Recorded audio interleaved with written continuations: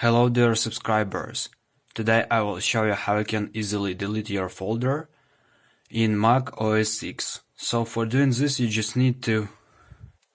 can do it in two different ways.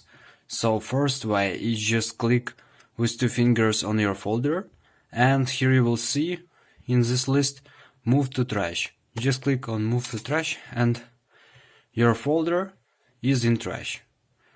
So now you just click on trash and click empty trash, and your folder will automatically delete it from trash, and you successfully delete your folder. So second way is you can I will create new folder for you. Maybe with name untitled folder, and just take your finger on multi-touch and move your folder to trash, and just